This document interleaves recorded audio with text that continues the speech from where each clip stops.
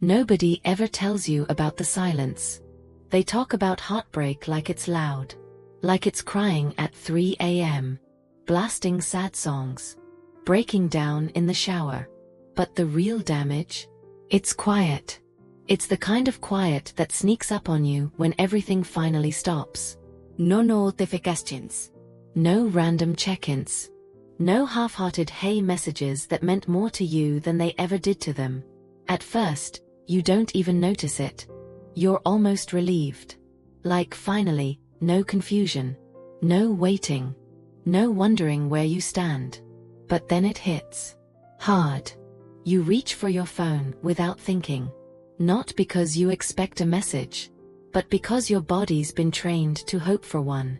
And when there's nothing there, that's when the silence gets loud. Not dramatic loud. Not screaming. Just heavy. It fills the room. Sits next to you on the couch. Lays down with you at night. You start realizing how much space they took up in your head. How much of your day revolved around maybe hearing from them. How much of your happiness depended on someone who never fully showed up.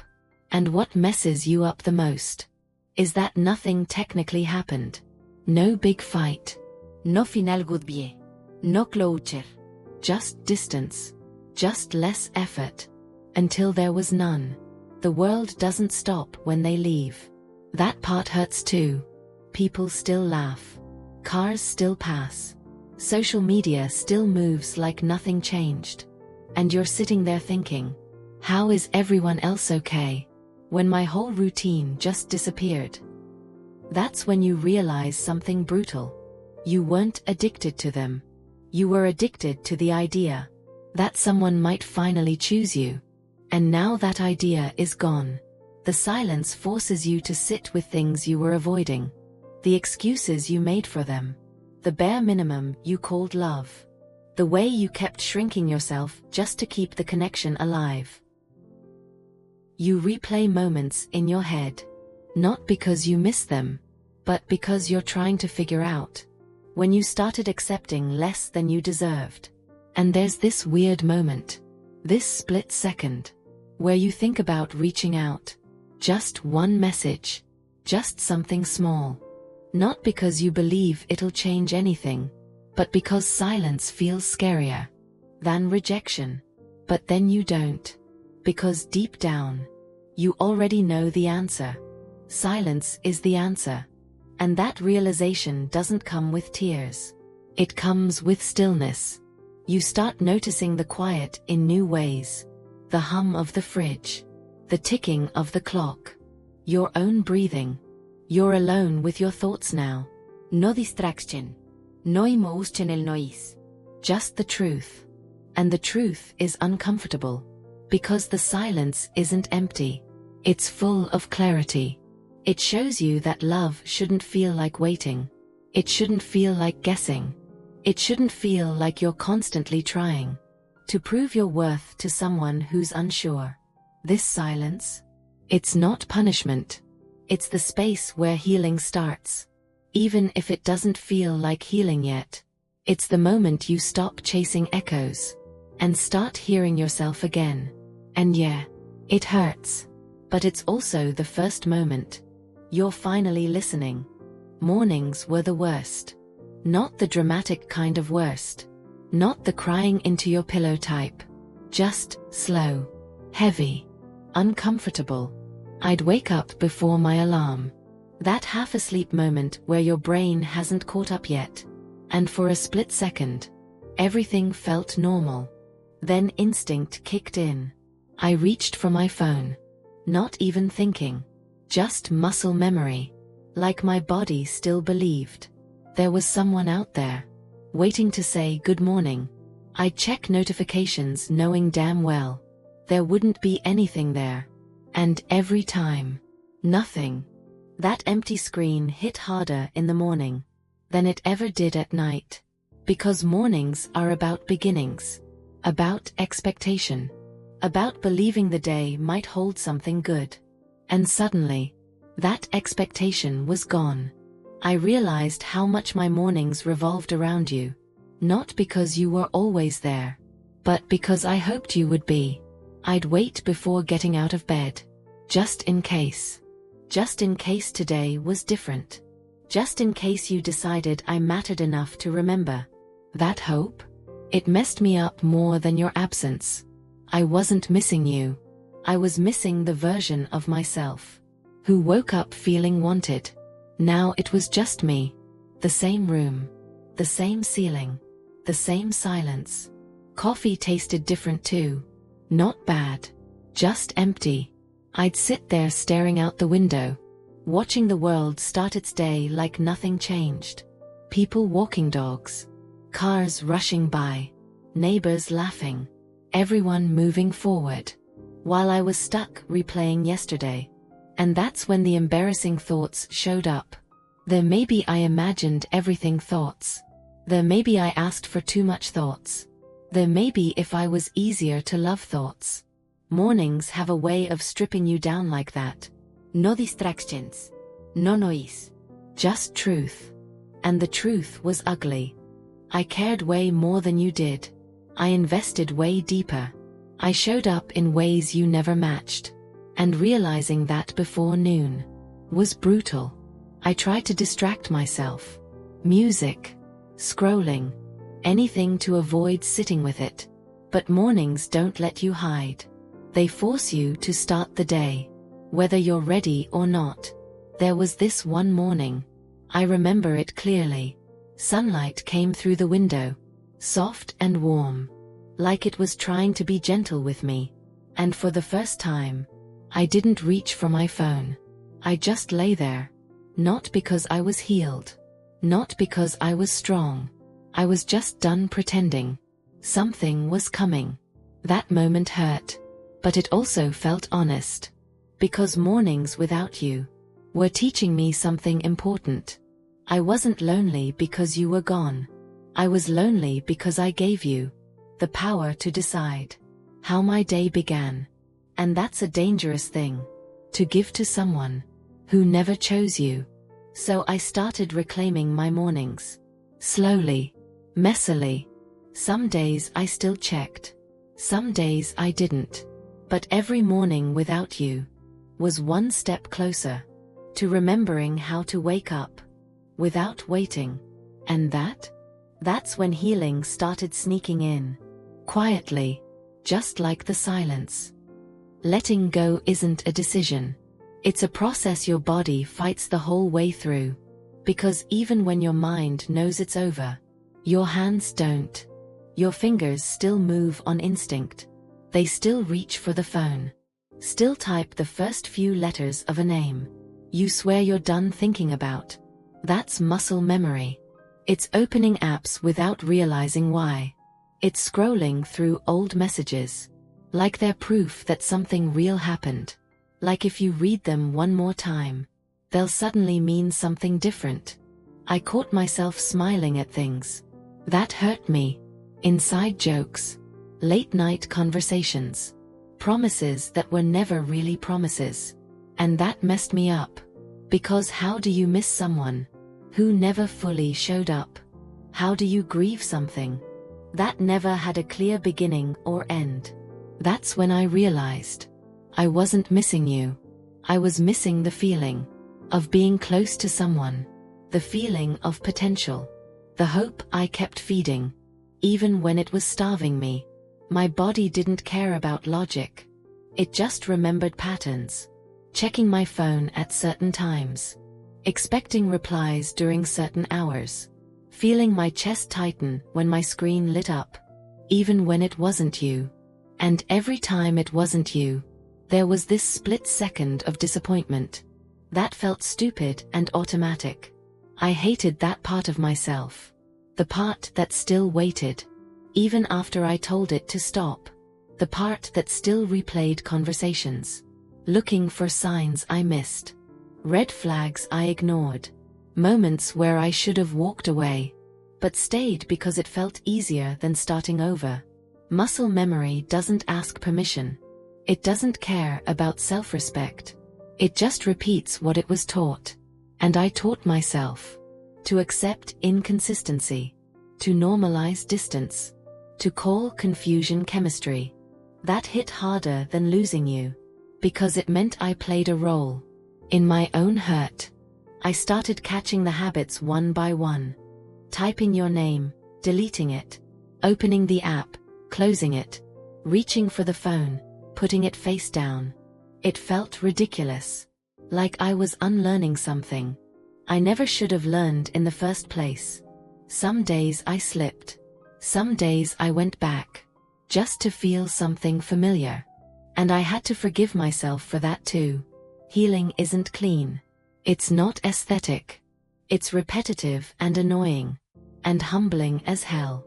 But every time I chose not to check, not to reach out, not to reopen wounds, something shifted. Just a little. My hands started listening to my heart, instead of my habits. And I realized, muscle memory fades when you stop feeding it. Slowly, painfully, but it fades. And one day, you'll reach for your phone and stop halfway, not because it hurts, but because there's nothing there anymore worth going back to. That night felt weird, not dramatic, not peaceful, just different. I lay there staring at the ceiling, same spot, same bed, same silence. The room was dark, but not the kind that presses down on your chest. It was just quiet, like the world finally stopped asking questions. Every other night before this one, I cried. Sometimes loud, ugly cries. Sometimes the quiet kind where tears just slide into your ears and soak the pillow. I used to hold my breath so nobody would hear me, like pain was something I had to keep secret. But this night, nothing came. I waited for it. That familiar tight feeling in my throat. That wave that usually hit right when the lights went off. I even played the same sad song I'd been replaying for weeks, like muscle memory telling my heart, okay, now we break. Still nothing. It scared me at first. I kept thinking, am I numb now? Like, did something inside me shut down without asking permission? Was this what people meant when they said time heals, or was I just running out of tears? I turned onto my side and hugged my pillow out of habit. Not because it helped anymore, but because I didn't know what else to do with my hands. My chest felt heavy, but not cracked open. More like bruised. Tender. Still there. I thought about you. Of course I did. But the thoughts didn't stab like they used to. They passed through, slower, softer. Like memories instead of wounds. I remembered the way you laughed when you tried not to. The dumb jokes that only we found funny. The sound of your voice when you said my name like it meant something. And for the first time, thinking about you didn't break me. It just hurt quietly. I realized something in that moment. Crying had been my proof that I still cared. That love was still alive in me. And not crying felt like betrayal, like I was letting you go without permission.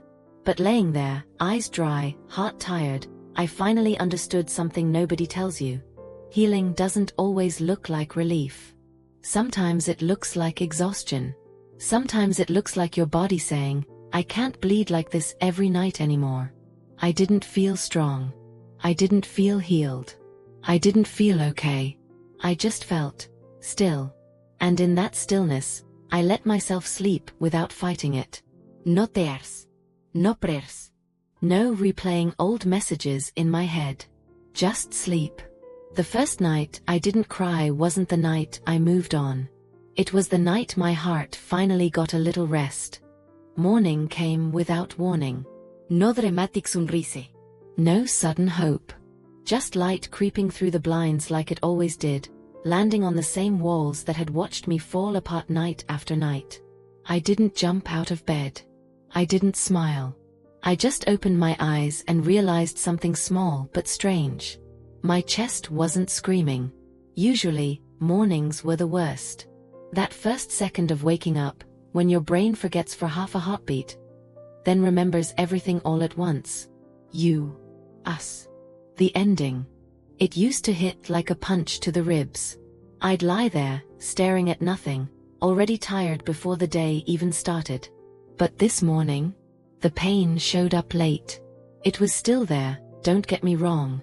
It just didn't kick the door down anymore. It knocked. Soft. Like it was tired too. I stayed in bed longer than I should have, listening to the quiet. No messages. No notifications. Just the hum of the world moving on without me asking for permission. And for once, that didn't feel like an insult. I reached for my phone out of habit, thumb hovering over your name, then stopping. Not because I was strong. Because I was tired of reopening the same wound every morning like it might magically heal different this time. I got up eventually, brushed my teeth, looked at myself in the mirror longer than usual. I didn't recognize the person staring back. Not broken, not okay, just worn down in a new way. Eyes still heavy, but steadier. Like someone who's been carrying a weight and finally learned how to set it down for a minute. Coffee tasted the same. The room smelled the same. The world didn't change. But I did, just a little. I noticed things I hadn't in weeks. The way sunlight hits the kitchen counter.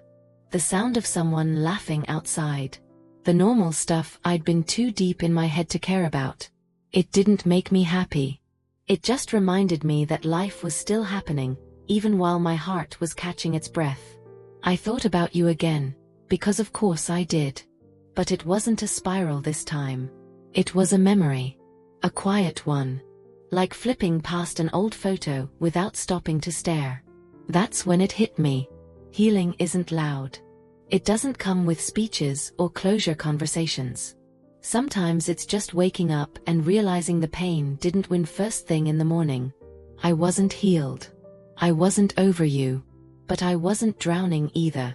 And for the first time in a long time, that felt like enough to get through the day. 14. It didn't happen all at once. There was no moment where I sat up and said, okay, I'm done missing you. That's not how it works. It was quieter than that. Almost sneaky. I realized it one afternoon when my phone buzzed and my heart didn't jump. For weeks, every vibration felt like it could be you.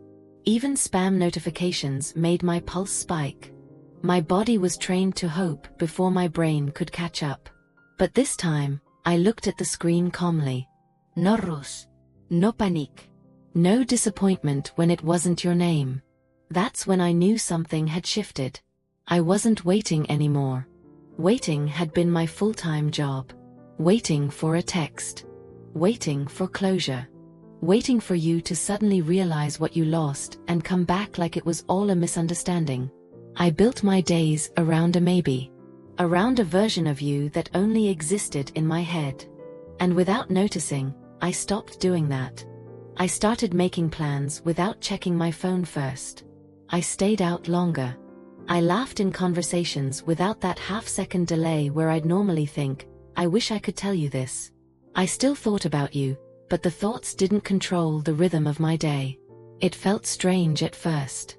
Almost lonely in a new way. Because waiting gave me purpose. As long as I was waiting, the story wasn't over. Letting go of that felt like closing a door I wasn't sure I was ready to shut. But here's the truth I didn't want to admit. Waiting was exhausting me. I was putting my life on pause for someone who wasn't even standing in the same room anymore. I was loyal to a ghost. Faithful to silence. And slowly, my heart started choosing rest over hope. That didn't mean I stopped caring. It meant I stopped hurting myself on purpose. I caught myself smiling at things that had nothing to do with you. Music that didn't remind me of us. Moments that felt mine. And instead of guilt, I felt relief. Like my soul finally exhaled after holding its breath for too long. I didn't stop loving you that day. I just stopped waiting for you to come back and make loving you worth the pain. And that, more than crying, more than time, more than words, was the real shift. It didn't feel like a comeback. There was no glow-up montage. No dramatic before and after. It was quieter than that. More honest. I started doing things without explaining myself to anyone. Not friends, not family, not even that imaginary version of you still living in my head. I wore what felt right. I ate when I was hungry. I slept when my body asked for it instead of staying up replaying old conversations like they were clues I missed. For a long time, my identity had been wrapped up in us. In being someone's person. In showing up, understanding, compromising. And without realizing it, I'd shrunk parts of myself just to keep the connection comfortable. Losing you didn't just hurt, it erased me. So reclaiming myself wasn't about becoming someone new. It was about remembering who I was before I bent. I picked up old habits I dropped for no real reason. Music I used to love before it became our playlist. Walks with my headphones in, zoning out to the world instead of checking my phone every 5 minutes.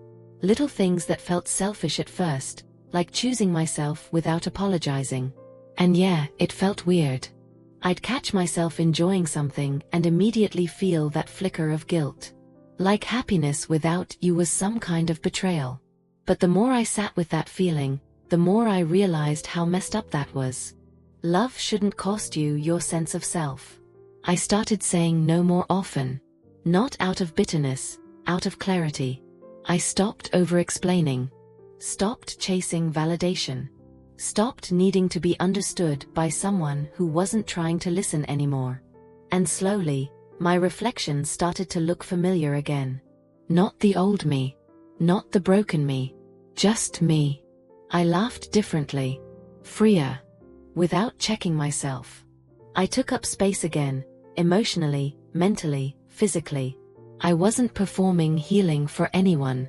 I wasn't posting quotes or pretending I had it all figured out. I was just living. There were still moments when your name crossed my mind.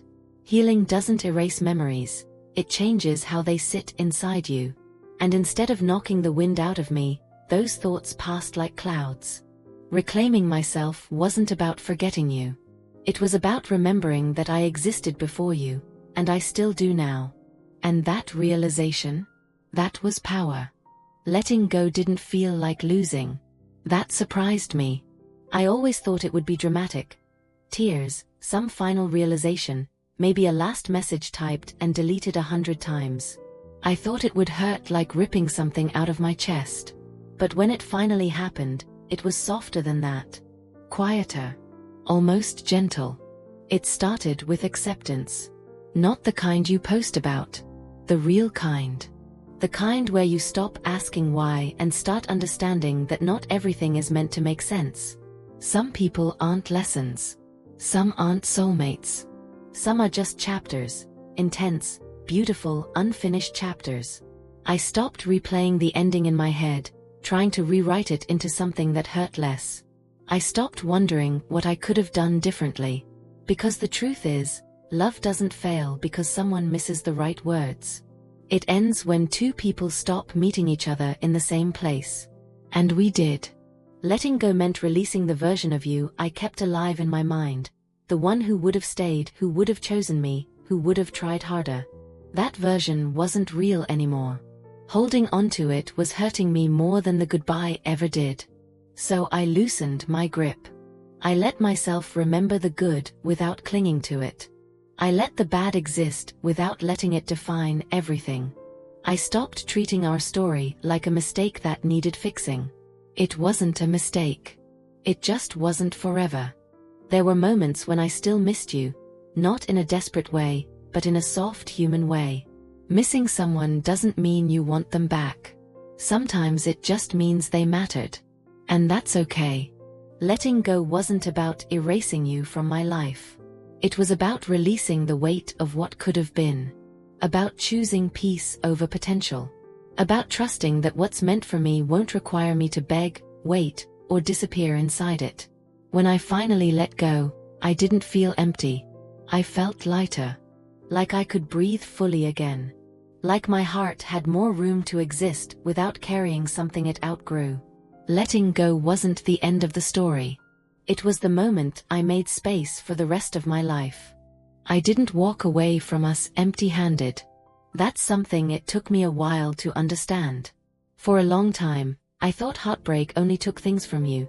Time, sleep, confidence, pieces of your identity you don't even realize you're giving away.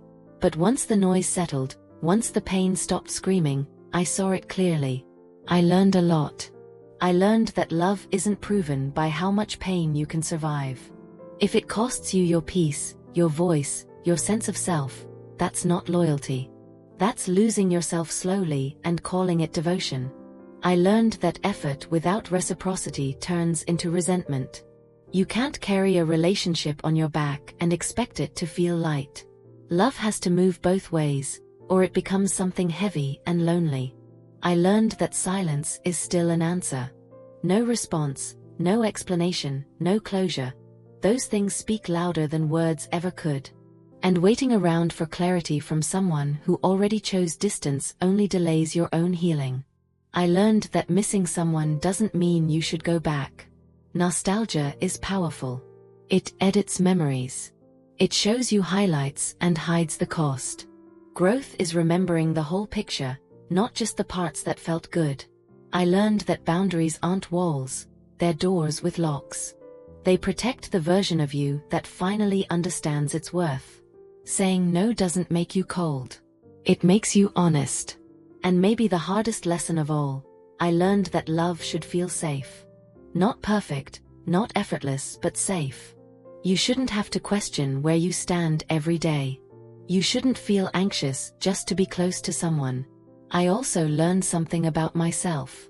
I learned that I can survive endings I once thought would destroy me. That I can sit with discomfort, with grief, with disappointment, and still keep moving forward. That I don't need to shrink myself to be loved, and I don't need to chase what's meant to stay. What I learned didn't make me cynical. It made me clear. Clear about what I deserve. Clear about what I won't tolerate again. Clear about the kind of love I'm willing to accept, and the kind I'm no longer willing to beg for. That's not bitterness. That's growth. Closure didn't come from a conversation.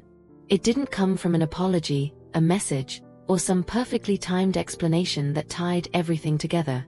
Closure came when I stopped needing those things to move forward. I realized I didn't need you to understand my pain for it to be valid. I didn't need your acknowledgement to heal. Some endings don't come with answers. They come with acceptance. And honestly, that was enough. I stopped looking back to see if you'd notice I was gone. I stopped hoping you'd miss me the way I missed you.